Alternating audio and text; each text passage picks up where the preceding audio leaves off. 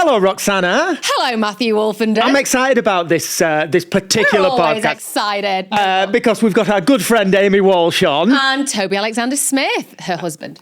Who is coming on to talk about the film that he has just wrote, the short film, which is called Finding Calm. Finding Calm, which is about male postnatal depression, which I didn't really understand that this was a thing. And I've never heard it talked about before, but once you start talking about it, you realise, of course it's a thing. It makes so much sense that it is a thing, yeah. Apparently, yeah, a lot of men are going through this and they're not seeing that representation anywhere, and that's what Toby wants to do. So Toby's written this film based on a lot of his personal experience, but he said it's not autobiographical. It's a lot of research as well. A lot of research, and Amy's going to be in it as well. Yeah, so she managed to bag herself a role.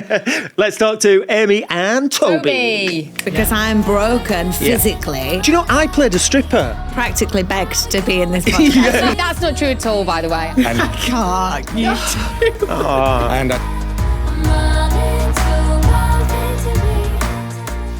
Hi, Amy. Hi, Toby. Hi. Thank you so much for being here. It's exciting, isn't it? We've got this thing where I start to speak and then she speaks louder. It doesn't always happen over the top of me. I can relate. Yeah, can you?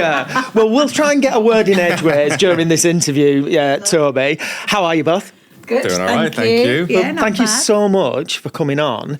This is going to be... Practically begged to be in this podcast. Well, it was only when she told me about what Toby was doing that I was like, oh, fine, I forgot. Yeah, Toby's doing something interesting. Now you can come on. You've just gone for a chat, haven't you? I was just so had total FOMO that you two were doing another thing together that I wasn't involved with.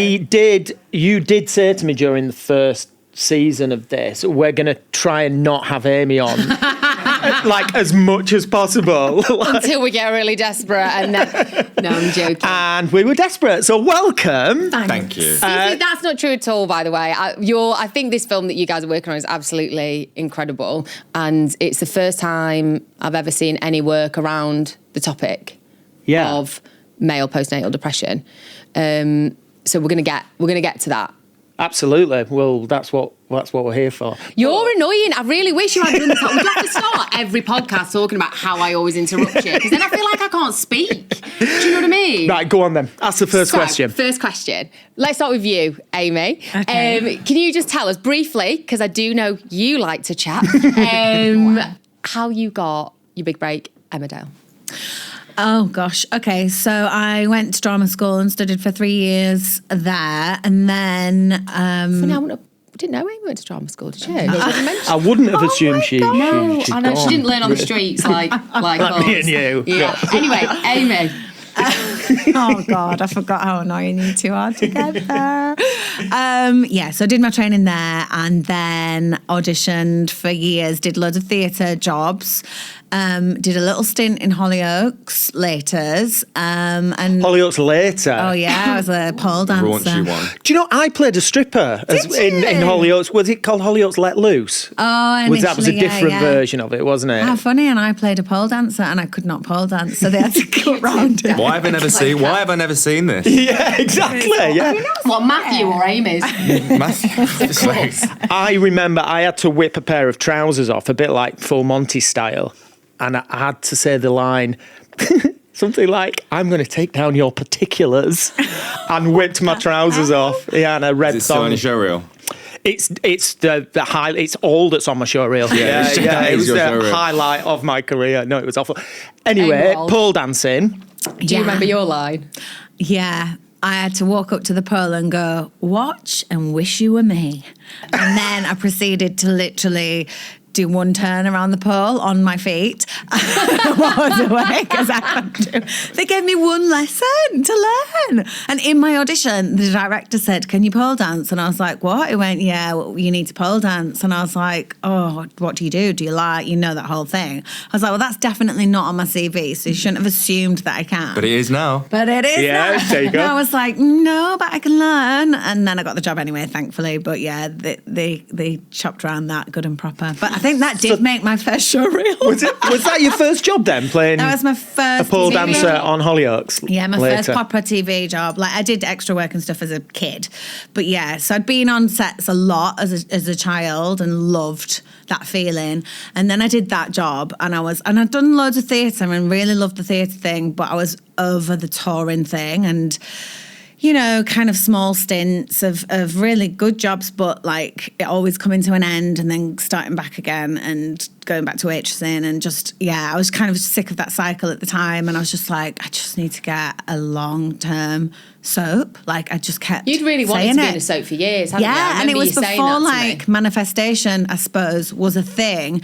But I definitely now, you know, retrospectively think I manifested that. Because it was something you I focused said on it- and really wanted, yeah. you sent that energy out And there. a director I worked with at the time was like, you just need to focus on playing to your strengths right now, and like that's your strength, and Northern Soap is exactly where you would sit right now. And I kind of really, really wanted it. An audition came in initially. Can I just ask, weren't you like in boots in a funny costume handing out drinks when you were auditioning?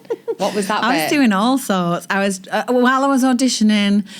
So I was in Liverpool Street Station in London, I think is what I told you, handing out Compeed plasters. There are other plasters on the market, and people were tweeting me going, "Oh my God, you're in Hollyoaks!" And my friends were like, "No way, you're on telly now, and you're handing out plasters in Liverpool Street Station." I was like, "Yeah, that's the business."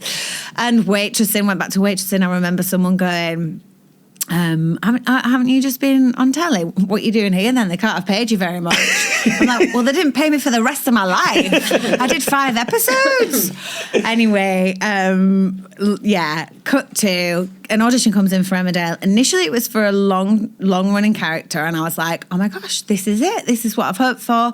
And you know that feeling, and it's quite a cocky thing to say, but it was just a gut feeling of when I read the remit of the character, I was like, this is it. This is I can do this. And my agent at the time was like, yeah, I've got a really good feeling about this. Like, and I remember saying it to my sisters because they were there, and I was like, this is it. I think this is it. And they were obviously, you know, keeping me grounded as sisters do. Yeah. Like, oh, babes, you know, just do your best and it's fine if you don't get it. Anyway, got a recall, and they said it's no longer a long-running character. It's for 10 episodes. And I was like, What was the character? it was Tracy. All right. Yeah. But they decided it was only going to be a short-term thing. I think they were like, actually, let's play this storyline through. And it was the whole scamming Sam Dingle storyline. Yeah. I was a call girl. I'm very, very typecast. I was working on a sex line. Sam Dingle was calling remember to that, chat, yeah. just for company. And then I ended up fleecing him out of loads of money. Yeah. So I think they felt they had to run that character, you know, run the story through and then leave that character where it was because she was such a baddie. Yeah. And they wrote me out of it. And while I was, I've skipped a bit, but I got the job. But it was one of them of like, do I take the 10 eps or do I hold out for a regular? And obviously I wasn't in a position to be turning down work, so I took it. And they kept sending me scripts, and I was like, I'm still here, and I've done like 23 eps or something. And I was just like, and my contractor had run out, and I was still being like sent call sheets, and I was like, this is weird. But I was just keeping my head down. And then the final episode that she left came in, and I was like, I read it, and I was like, oh, that's it then. Left for 3 months, started audition for other things, went back to waitressing, and went back to handing out things on the street. And then I got the call to come back, and it was Kate Oates, who every time I see her, I literally go, I owe you everything, because she brought me back. And I remember bumping into her when I was back, and she was like, just, you know, bear with me because I don't really know what we're going to do with you, but people said I had to bring you back, so I brought you back. Amazing. And that was really nice because it, you know, obviously people had kind of gone up and said like, I don't know, it was a good character or whatever, why have you let her go? And she listened, and she didn't, you know, some producers would have a bigger ego than that, but she's amazing, obviously, as we know. And she brought me back, and then I've been there 10 years. So from 10 episodes to 10 years. Fantastic. And you still, did our characters ever get divorced? So people keep asking. Get together. You're like, yes, No, I know we were married, but people keep saying, did you ever get divorced? Are you still Matt Carr? No, I've in the been show? married again since to Nate. So yeah, we did. We must have done. We did, because I got pregnant. I had an abortion without telling you. Yeah. And then, sorry, Toby, I don't know if you know this. This has been busy. And we did file different. Because you kissed her Oh, the elf. Did I in the kiss- elf costume. Yeah, that. Yeah. I forget about all this. Yeah. So we were And we had married a big on ding screen dong. for ages. For weren't we? ages, yeah. And we had a big ding Oh, dong. wait. I remember the divorce papers coming in and someone Who? being sad, wasn't it you? Oh, yeah. We I did think I get was divorced. Did I do some Yeah. sad acting? Yeah. Yeah. Got the Yeah. tears Do you remember stuck when, out. do you Lots remember of when you tears had your stick in my cancer eye. storyline and you got nominated for Best Comedy Performance? She brings it up she probably brought it up in every podcast that we've Never done so far. mentioned it. Yeah, so basically I'd never been put up for any awards ever, really. And then I had this cancer storyline, and do you remember I had to shave my hair every morning, my eyebrows. He had no eyebrows. He looked like that character from Adam's Family, the bald one, Uncle Fester. Yeah, I did. I did.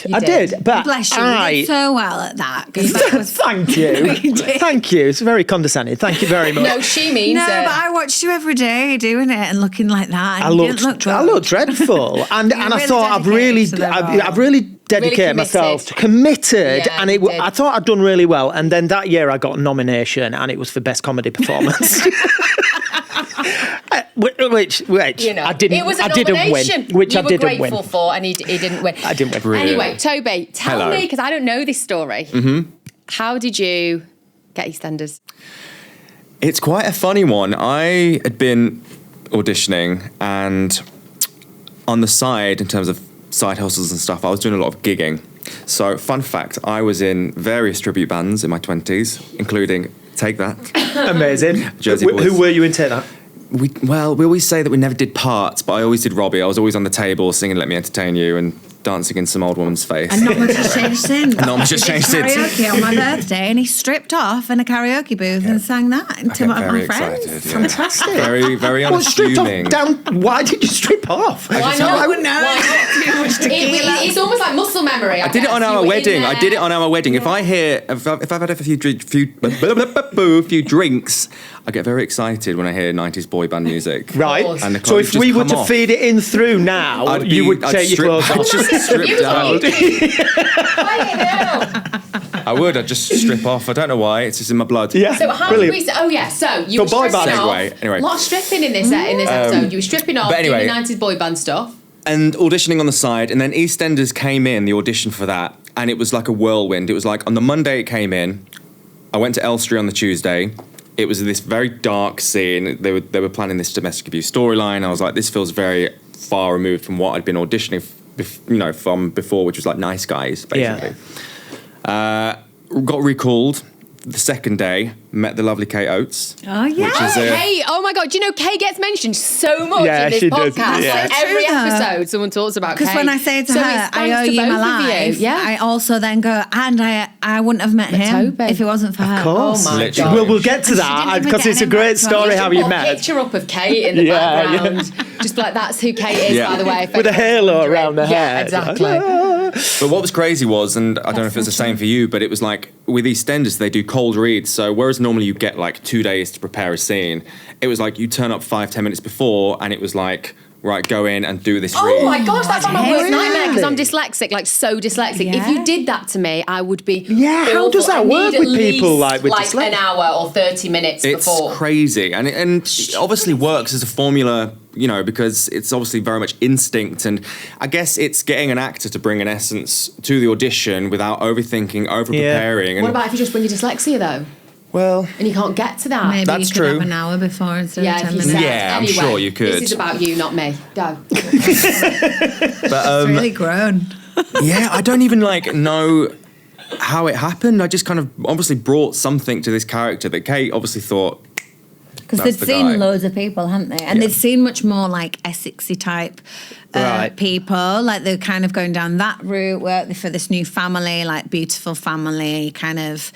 What's that term? Like Essex boy type thing. Yeah. Even though he was a lawyer, he was a bit of more of a like. Yeah, in the original Kinda breakdown bit of of the a character, Jack it was the like, Lion yeah, character. it was that. Yeah. And But it in was the end, more Toby did like RP posh interesting lawyer, which was being much more interesting. you because you do believe in him more as a nice guy before he turns Yeah. bad. Yeah. So I feel like that adds an extra layer to the story, rather than be like, oh, he's a bit of a wronger and she should have known. Yeah. It's like, how could she have known? Yeah, it was like well brought up Yeah. from a great, you know. Yeah, totally. So you did this kind of cold read on the Tuesday, and how long was it after that? Literally went back in on the Wednesday. That's when I met Kate and did another scene. Again, another cold read, I think, for something else, for a different part. Different part of the ep or whatever. On the Thursday, I was doing a lot of gigging, and I was actually doing a Michael Bublé Brilliant. tribute. Which, by the way, is great at. Because it was Christmas time, and I drove to this pub. They'd not advertised it, so no one turned up. There was about 8 people just sat there with their pints. These like old naked, blokes. So here you go. So I No, then he had a Christmas hat on. yeah. I then go into a disabled toilet because there was no changing facilities. So I'm there in a disabled toilet getting ready to sing in front of 8 blokes who just want a pint on a Friday night. The phone rings. It's my agent. Yeah, you've got EastEnders. And I was just like, what? And they're like, yeah, you've got EastEnders. It was a I think initially a 6 to 12 month contract. And I went out there, and these blokes were just staring at me, and I was in such a daydream. Yeah, I just. Did you just mesmerise all of them? I just went and got with a your pint. magic? I just went and got a pint, and I just sat in this pub, I had this little wry smile on my face, and it just didn't matter because my soul was feeling crushed at turning up to that venue, being like, this sucks. I'm a bit over this now. And then that call came in, and it just changed everything. I remember someone came up to me at the end and said, like, you're really good, but you should sort of try and interact with the audience a bit more. Oh my God. And I was like, mate, I'm done. You want to interact with me, but tune in to BBC 7 o'clock. That's where I'll be. So that's how I found out, and then literally had Christmas, and then January started filming, and then it was just a whirlwind. And how long from were you there in total? 3 years. 3 years. 3 years. I never thought for a second it would be that long. I think a combination of COVID, but also sort of creatively keeping the character alive, because they could have just, once he'd, because obviously with the domestic abuse storyline, he ends up killing his wife, and after that they could have just arrested him and ended that storyline there, but we had a lot of chats about the character, and I wanted to do more with the character and explore more. And he ended up becoming like a serial killer, which was obviously quite heightened and quite stretched, but it was still really fun, and I felt really challenged, and it was during COVID. A lot of my friends weren't working. And so to just have the opportunity to go to work every day, do the thing you love to do, feel like you're being challenged, it was great. It was a really lovely time. Like special episodes and stuff that they did for your character as well, didn't they? And loads of stunts. And I felt so lucky. Really like they just good... kept throwing stuff at me, and I never once took it for granted. I really did love it. It was great. But he had to get caught. Eventually. Well, yeah, them kind of characters can't go on forever, can No, they? exactly. So, were you still at Enders when you two met? Yeah. Yeah. And where did you guys meet again? I like this story. Yeah, I know this story, but I forgot what. So I went I do to remember. Strictly with my sister to watch Calvin Fletcher because he was in it, and me and my sister had said let's try and go to Strictly this year, and I was like, oh yeah, we can go support Calvin. So we went. He went to support Emma Barton, who was one of his cast members, with a couple of the other EastEnders cast. And we were in the front row of the Strictly Come Dancing audience, and me and my sister were already sat in. Was there any footage of you two on the night, so you can show Bonnie that one? Yeah, we've got a amazing. cute picture.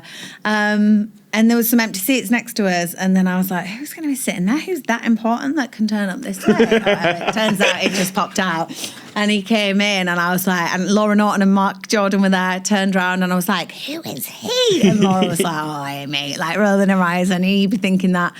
And so I fancied him from literally the first second I laid eyes on him, and he sat next to me. But I didn't think he'd fancy me. So I was just chatting to him like I chat to anyone, but being quite friendly. And we just had a really nice night. I mean, my sister at one point told me to stop being so desperate. Because I was obviously acting that way. But yeah, and he asked me out at the end of the night. I really didn't think it was that. I'd found out he was a bit younger than me through chatting, and you know, I was like, yeah, as if, no way. And then he came up to me at the end of the night in the bar and was like, can I take your number? I'd love to see you again while I you're was down. just at that point in my life where I had a bit of just an F it attitude to everything. Yeah. I was just like, I'm in a good place here. What's the worst that can happen? You could end up marrying me. Said, I didn't know if she was in a relationship. I didn't know that or anything about her. I was really newly single as well, so I wasn't looking for anything. I'd only been single for about 6 weeks, and I was in that state of I don't want a boyfriend. I want to just do me now. I'm sick of focusing on like this next chapter of meeting the one and having a family and all that. I just want to find who I am again. Genuinely, I was. So I probably was giving off quite a good, aside from the desperation, but like quite a good attitude. And he just got sucked right in. Sucked right in. Well, it was also because you'd said, I'm in London. Say something rude then. Cut that bit, yeah. And not as strictly. But, especially not on the front row. Go on. No. But you'd said you were literally in London for like 2 more days. So I was like, right, okay, I'm jumping here. I'm going to, take a leap of faith. Oh, and how long ago was that? So that was 5 years ago this November. Right, and okay. it's really quite nice because every year it's marked by kind of the tradition of sitting down and watching Strictly. Yeah. And it was the Remembrance Sunday weekend for them. And I was crying the whole way through it, naturally, you know me. He was passing me tissues on the night. And I was like, he's such a gentleman. He was like giving me tissues. So we always kind of feel like it's coming around again. And another year goes by. I cannot believe it's 5 years. And it was literally, we went on a date on the following Monday and we spent 10 hours together in a restaurant just chatting. Not just in the restaurant, but we met at like 3 p.m. for a drink. I cancelled dinner with my friend and we stayed out and we went out drinking and had cocktails and stuff and missed the last tube home. So accidentally on purpose. No, then I went home. Yes, you did actually. To my mum's. And my mum woke up, got out of bed and was like, how was it? And I was like, it was amazing. Oh no, I'd left her a note saying it was amazing. And then she got up and came in and saw the notes. Oh, nice. So it was pretty magical, wasn't it? It was. And that was 5 years ago. Wowzers. Can't believe where the time goes. So we let's get on to the side hustle part of the show. And this, tell us how this came about. So the film came about and how you writing the script came about. Well, we should say, we met 5 years ago, then we had a baby 2 years after. Yeah. Bonnie, our gorgeous baby Bonnie. Yes. So everything moved quite rapid because we had lockdown in between, but we just knew and we just kind of... Can you do you mind if we speak to Amy first? Because I remember when she told me about how she found out about what Toby was working on and how apt I felt that was in terms of how you can be living with someone, especially when you've had kids and you're all under one roof and you're talking all day long about put the washing on, we've got to go here, and we've got to do this, and what about that? But actually there can be huge things going on for both of you that either one of you isn't talking about or the other one's not seeing, or both of the above. Like you can be living under the same roof and have different realities, and I think that's really common in every relationship. And so Amy, can you tell us about when you first found out about Toby's script? Yeah, I mean, I think it was just something that he'd said. I think around that time he was struggling with not leaving the house at all because he had left EastEnders about 6 weeks after us having Bonnie. So then we were both kind of at home together. And was it one day I just said, why don't you go to a coffee shop and just do some writing? Yeah, I'd gotten to that point where I was like, I need to do something creative. Like that's just how my brain needs to be stimulated. And it felt so understimulated post EastEnders because it was like the hype of this massive storyline and then that come down of it just ending. And it was like, we'll go back to you, sorry, in a sec before I go off on a tangent, but it was that thing of like, right, time to be a dad, here's my new role. And it's like, what the hell is this? Like, just trying to work out what that even meant. But sorry, go back to what you said. But yes, sorry. So, and I'd had this idea because of things that I was starting to feel.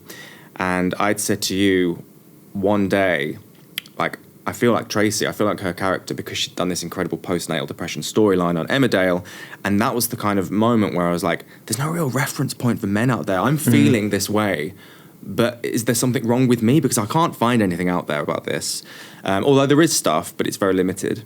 It's not in conversation, is it? It's not in conversation. No, No, it's not absolutely something that's not. talked about freely. It's not something that people would necessarily check in on with dads about, but it's something that we consider quite normal to talk about. Absolutely, with mums. Yeah. Yeah, and I was finding it quite hard. You know, like I'd done that postnatal depression storyline and I knew all the signs. And some days I was like, I don't feel that happy right now, you know. And I had my sisters around me. I had my mum because we moved back to London, so I had everyone around me. And Toby had no one apart from me. And, you know, he knew I was struggling. So the odd time where we'd voice that of just feeling a bit low, and he'd go, yeah, I don't feel great. But then it'd just get washed over by, you know, oh, the baby's crying, oh, this, that and the other. Yeah. And he went out and wrote the script one day and he said, I think I've written a short film today. And I was like, oh, amazing. Didn't ask anything. Like, you know, because you're just so preoccupied and self-involved, obviously. And it went on for months of him working on this script and being excited about it. But And did you know what it was about? I think loosely, but it never clicked to me. Like, I think I was just thinking, I was thinking it was his experience. Yeah. So I kind of knew roughly what it was about just becoming a dad. I don't think I realised how kind of dark it got until I read the script, which was years after, like literally this year or something. Yeah. And that was 2 years ago. So he'd like told me roughly what it was about, then he'd put it to bed for a bit and was working on other things and acting and stuff, and it kept coming back out and I didn't really think much of it. And then he did a mood board for it and I was like, that's incredible, like it's already got me, send me the script. And I was going on a flight to Dublin on my own, so I had time to just sit and read something. He was like, you know, it's only 15 minutes long, it's like 15 pages.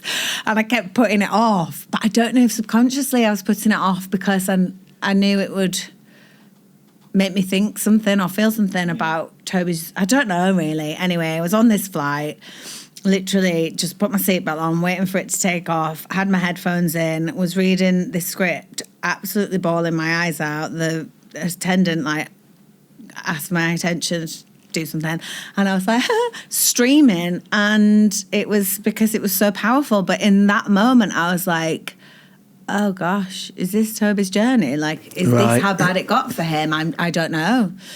Now, I don't think you would say it is. No, it's definitely not autobiographical. Yeah, I was going to ask but it has elements of.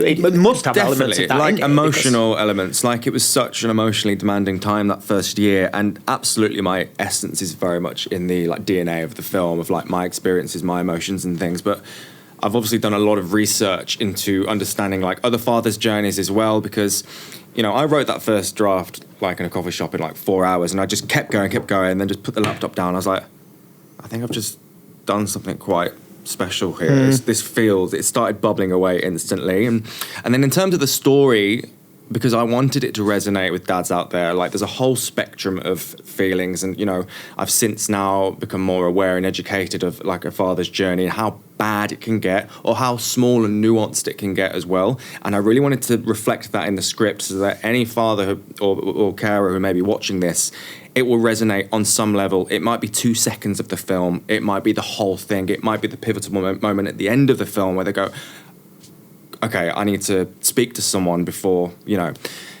So it was just, and the thing is, we've had so much support now from organisations since we went live with the crowdfunding. It just took off. It was like, as soon as we put it out there, the response was like crazy, because so many people who've been working in that sector for, you know, maternal and paternal mental health have said, we've been waiting for something like this to be done right. Of course, everyone, you know, to go about the right channels. And I think once I'd spoken to a lot of these people, they knew I was serious. They knew a lot of it was my own experiences as well, so it was coming from a true place.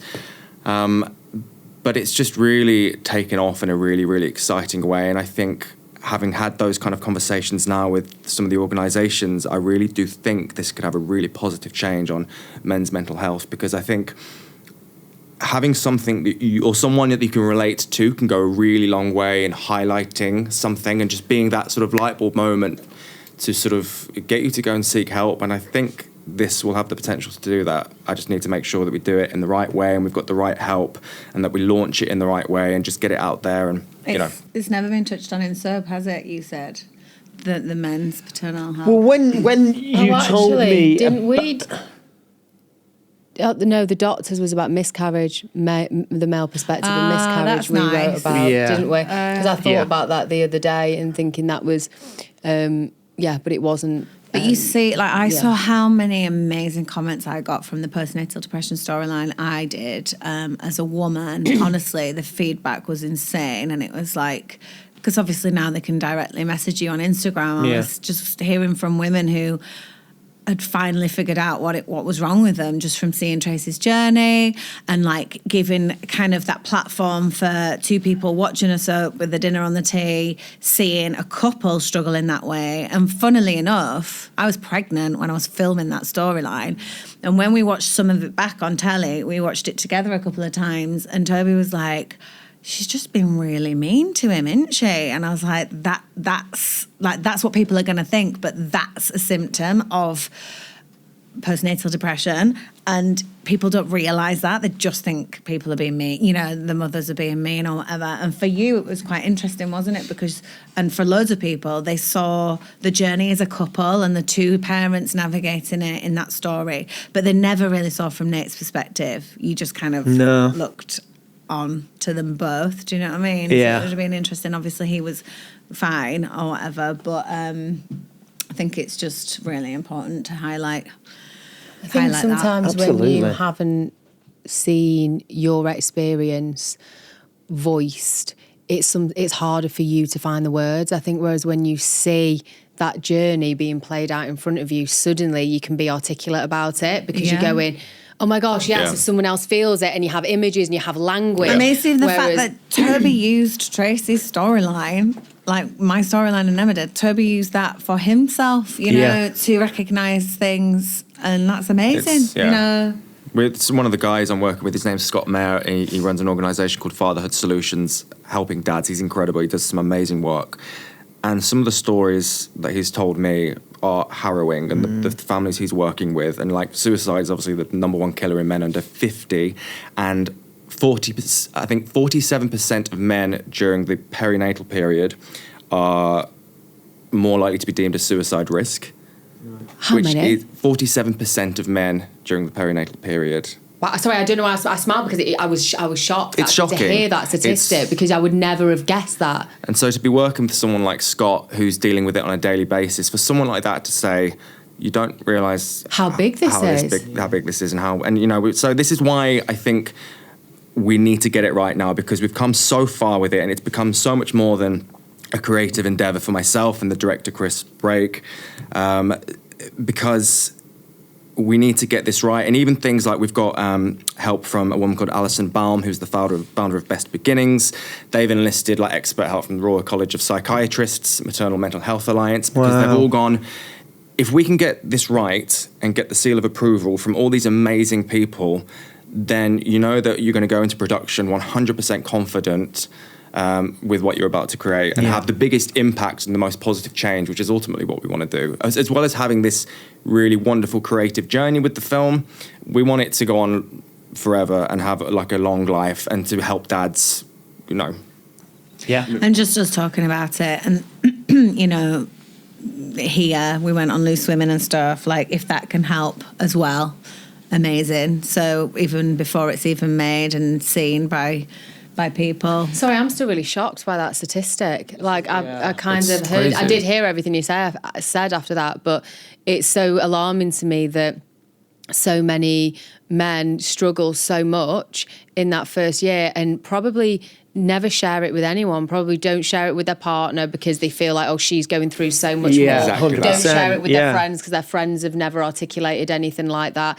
Don't want to, and so they kind of feel like they don't have a voice or Well, anyone it's to turn. that kind of male macho thing, isn't it? Like, I'm not going to talk about this. I'm just going to, and I'll just... Or is it more of a societal thing now? Absolutely. Because it's like, even if you've got the strength to talk about it, who do you talk to? Yeah. Because, even when Toby said it to me, I'd come in from a gym class with my sister, and I'd been crying in the car because I wasn't coping. I was, and then you're like, so tired, and I was like, you're I'm not in feeling a place bit to worried. receive and it. he's like, I feel the same, and I'm like, no, you No, need I to be. feel like that. Yeah, you need to be the strong The one strong here, one, because yeah. I'm broken physically. Yeah. Like the breastfeeding thing was really, really physically breaking me, and the lack of sleep, and I was doing loads of that's it. such a good point. So it's how like, do you support who each do you other talk when you're to? both feeling broken Yeah. sometimes? And I think this is something that you don't often like to do in a relationship. But sometimes if you're both feeling broken, like how can you have that energy to feed into each other, to support each other, to build each other back up? You kind of can't. You don't have the strength. And so you don't have the strength to do it. So it is, even though you're together, it can be quite isolating. Like I know when I mean, this is about, male postnatal depression, but when I had Lyra and, she was in the hospital for 6 weeks and she was early, I had so much guilt around her being early. And I think now looking back, that was probably to some degree postnatal depression, because I would feel this weight of like shame, like I was broken, like I'd let her down, and I physically couldn't get out of bed, at some points. But then I would, the first thing I'd do is I'd start doing yoga, I'd start moving my body just to shift it. But I never voiced that to anyone at the time because I felt so much shame. And it felt so real. It didn't feel like, oh, gee, do you know what? If I just have a cup of tea with my pals and share these deep, dark feelings, I'll feel better. They felt so deep and dark that I felt like I had to keep them inside. Why did you feel, why did you think that if you did vocalise it, then it'd, I felt like I had let my child down. And I felt like if I said it out loud, that people would know how bad I was. Yeah. And people would think, yeah, you did. And so I thought, I won't say it. Yeah. And then as I moved through that, and I then realised, looking back, that it wasn't my fault. And I started to read and see more stuff, about postnatal, premature babies and what parents go through, that is a really common theme. And it was when I realised that lots of other women that have babies premature feel shame, guilt and blame, then I suddenly felt like, oh, it's not just me. Oh, it wasn't really. It was a state of mind. It was because I was emotionally drained. It was because I was a mother and I wasn't coping. And so many men are going to feel the same about this video. They're going to be able to go, I'm feeling all these things, but so's that guy. So's half of these dads. And suddenly and you're not alone. If this film can start that discussion, totally, that's what you want, isn't it? I mean, my thing is, as a dad now, I wish Toby now could go back 2 years ago and just give Toby 2 years ago a hug and just say, mate, it's going to be okay. Because I remember Bonnie being about 8 months and finding it so hard to connect and try and build the kind of relationship that Amy had with her, because it's so much harder for dads. And that was a really tough time. My mates hadn't had kids at that point, so I felt very much like I was on my own, just trying to work out why does she cry for me? Why is she not happy with me? I want to take the burden off Amy. Why can't I help more? And I said this the other day, there was a moment around Bonnie's first birthday, it was like a Christmas party, and there was a lot of noise, and all of a sudden Bonnie had just started walking, and she just toddled up to me because the noise was so loud, and she found her person, and that was me. And I can't. And I just, if Toby now could say, you are her person, it's just going to take a bit longer to establish that, but you've just got to get through this bit and just keep being there for both of them. Keep being there. 100%.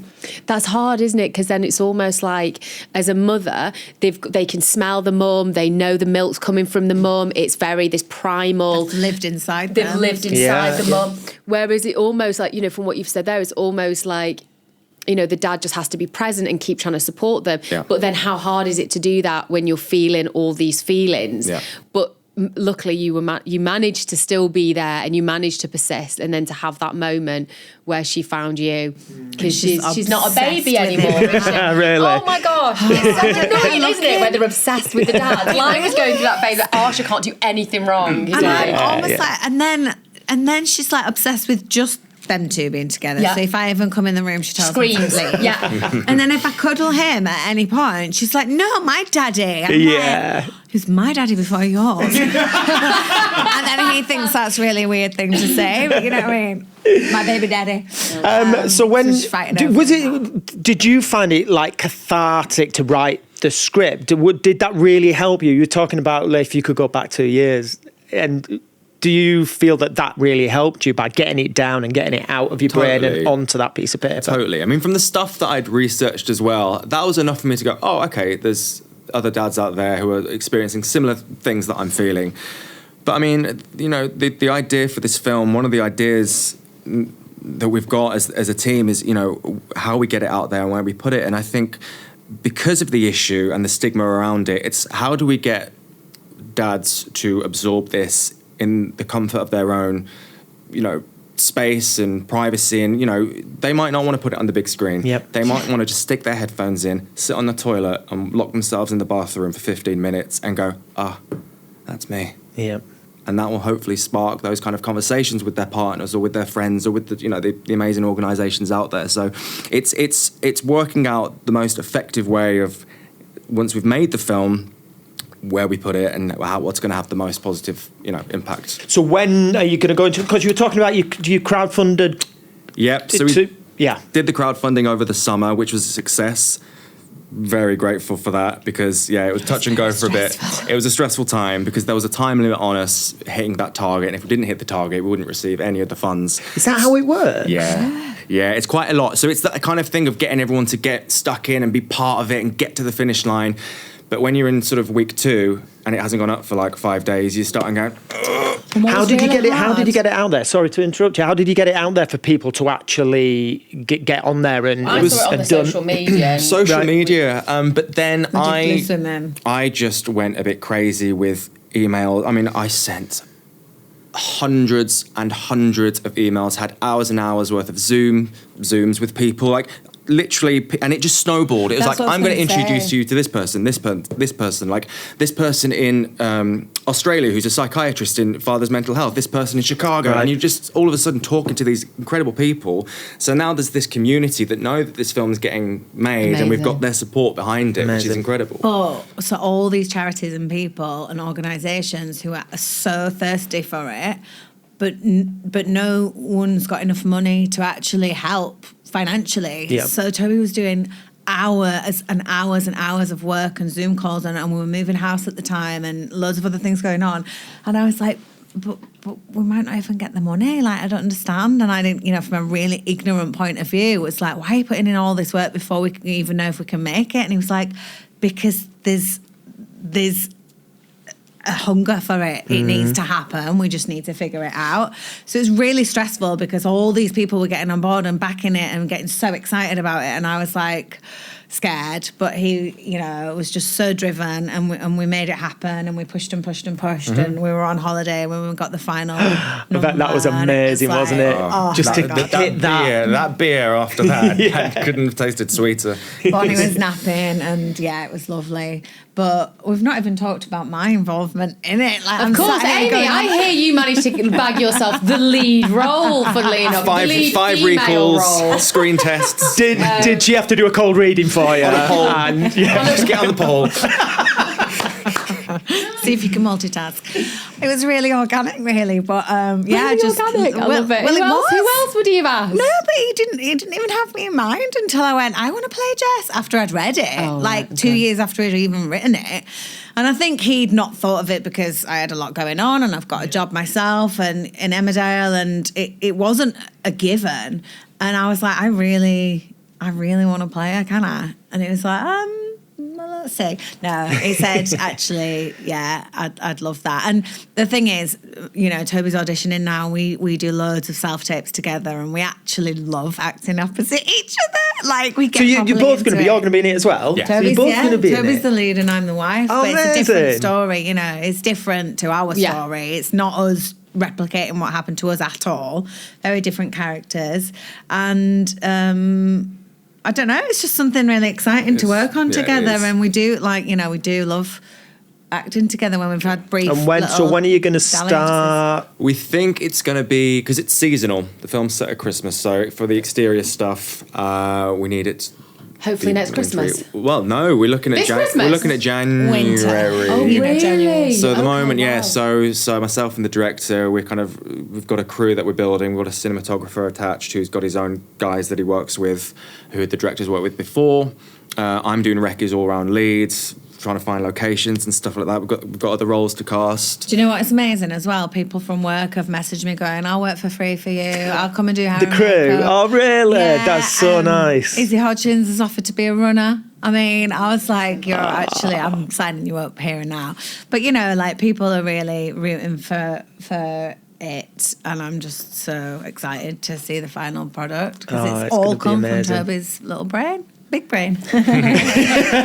Did you not fancy directing it yourself as well? No, Writing that it, was starring too, it, yeah, that was a bit directing too it. much. No, to be honest, Chris Brake, who's directing it, he's done some really successful short films, and I'm so excited. He reached out to me on social media about something else a couple of years ago, and I'd seen some of the work he'd done, and we'd picked up the phone to speak, and he just got the script straight away. Ages ago This was as well. so He's been on board for ages. Hasn't he? He's got such a brilliant vision for this film. I'm so excited for how he's going to shoot it and colour it and all the wonderful things. Fantastic. that go Well, into it. I, for one, can't wait to see it. It's amazing.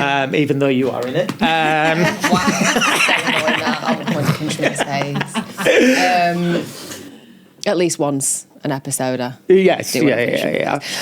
Shouldn't say that. We'll have to cut it out. It might sound too violent. You might have to cut Should out we the cut- fact that you want to punch me in the face. Yeah. Okay. Anyway, well done. Thank That was you. amazing. Yeah. Yeah. Well, you can carry on Is there talking anything else about. you want to say? Do you just want to talk about you for a bit? No, I think I've Are you talked sure? enough. I think I've talked enough. Toby, Amy, Thanks thank for you having so us. much for coming on. Thank I you. really can't wait to see this No, I film. know, it's- And if there's anything I can do on it, Yeah, or if there's a I'll part be. for me. Is there a part for me and her? There's Yeah. a Santa Claus if we can get you an Perfect. outfit. I am a It very might- good Yeah, Santa. it might be. Well, no, you were an elf, weren't you? you were gonna say I was it going might to say a be a bit of a bit creepy. old. No, not old for Santa. It was old for an elf, but perfectly cast as Santa. So great. What about me? Just, Well, actually, so the guy Nick, who played Santa in Elf this year, Yes. I'll give him a buzz. He's a good Yeah, Santa. I'm joking. There's no Santa. I just wanted to give you a little bit of an insight. oh, that's a bit sad, isn't it? That was like a job offer, Oh, then there could be snatched a away. Santa. Snatched right Straight up, like yeah. that. Yeah. Yeah, we could have a Santa knocking around if you Right. want to do Well, that. I do now know I a feel good like you're going to be Santa. the Santa in Trading Places, just walking around pissed in the background doing nothing, just aimless Santa. No, I'll do anything. I'll make brews. I'll make tea. Yeah. Whatever. I'd like a part. I don't want to make cups of tea. yeah. Thank you, guys. That's been for honestly. having That's us. so been such a lovely Yeah, I loved interview. it. Thanks was for great. opening You up. cried. You cried. cried. I am gonna go and cry cry. now. Yeah, but thanks for coming on, guys. Thanks for having us. I loved it. How gorgeous was that? Do you know what? That was really beautiful. I still get nervous sometimes doing the podcast. Yeah. Because I'm like, I'm supposed to be a presenter. I don't know how to be a presenter. But, a lot of the time, and this particularly for me, was one where you forget that you're trying to present a show and you end up just having a really, really beautiful conversation. And, Toby shared things, Amy shared things that you didn't know where it was going to go. Yeah, absolutely. And it's such a passion project for particularly Toby. Yeah. But then obviously once Amy got brought on board with it, and she said she didn't even read it for years. And then when she read it, she's really, really passionate about it now. I think what's interesting as well is how open they are as a couple about both their experiences of postnatal depression. But I think that's come from this project, hasn't it? Because it's enabled them to talk, or it's given them a reason to talk about it and open up. And now they're and I ended up opening up, but I was only open because they were so open. Absolutely, So yeah. I think already, like, the energy that they've got around the project, it's just having that knock-on effect of getting people to be a bit more I'm real. really looking forward to Seeing it. to seeing Finding it once. calm. Finding calm, and we'll put links and stuff onto the When we've got them. when we've got. If not, just follow Amy and Toby on social media because they're more organised than us. Going